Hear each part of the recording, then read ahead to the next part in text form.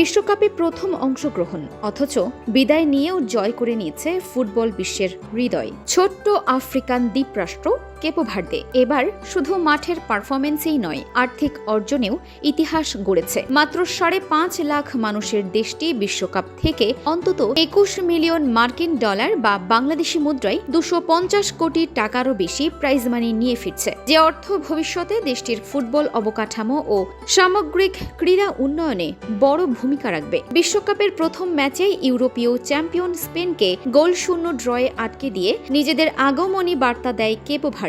এরপর শক্তিশালী উরুগুয়ের বিপক্ষে পিছিয়ে থেকেও 2-2 গোলে ড্র করে তারা।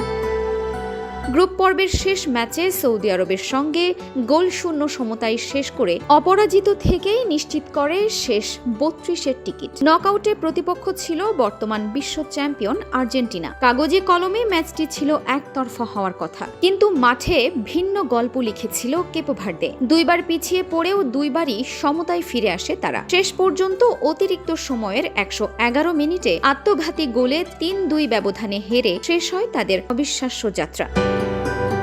মাঠের লড়াই শেষ হলেও প্রাপ্তির খাতা রয়ে গেছে সমৃদ্ধ। ফিফা এবারের 48 দলের বিশ্বকাপের জন্য মোট 871 মিলিয়ন মার্কিন ডলার প্রাইজ মানি ঘোষণা করেছে, যা 2022 কাতার বিশ্বকাপের তুলনায় প্রায় 15% বেশি। বিশ্বকাপে অংশ নেওয়ার জন্য প্রতিটি দল পাবে 10 মিলিয়ন ডলার। প্রস্তুতি, ভ্রমণ ও প্রশিক্ষণ ব্যয়ের জন্য দেওয়া হবে আরও 2.5 মিলিয়ন ডলার।